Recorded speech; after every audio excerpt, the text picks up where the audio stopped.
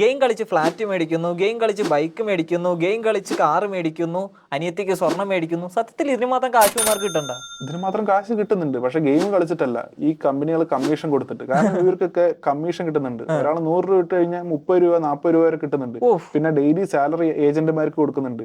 പിന്നെ ഇതേപോലെ ഫ്ലാറ്റ് ഒക്കെ സമ്മാനമായിട്ട് വരെ കൊടുക്കുന്നുണ്ട്. അല്ലാതെ ഗെയിം കളിച്ചുണ്ടാക്കണല്ല. കളിച്ചിട്ടൊന്നും ഉണ്ടാക്കുന്നില്ല. ഇവരൊക്കെ ഗെയിം കളിക്കുന്നത് ഡെമോ അക്കൗണ്ടിലാണ്.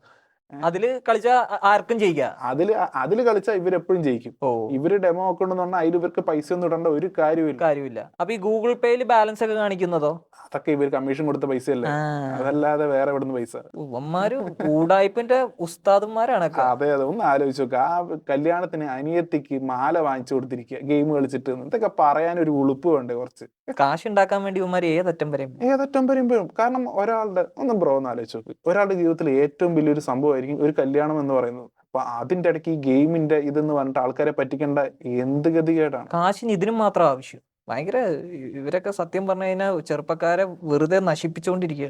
ഇത് വിശ്വസിക്കുന്ന എത്ര കുട്ടികളുണ്ടാവും, എത്ര ആൾക്കാരുണ്ടാവും. ഇവര് ചിലപ്പോ വീട്ടുകാരുടെ കാശ് കട്ടെടുത്തിട്ടായിരിക്കും ഇതിലൊക്കെ കൊണ്ടുവന്ന് ഇൻവെസ്റ്റ് ചെയ്യും. ഇതൊന്നും ഇവർക്ക് അറിയേണ്ട കാര്യമില്ലല്ലോ.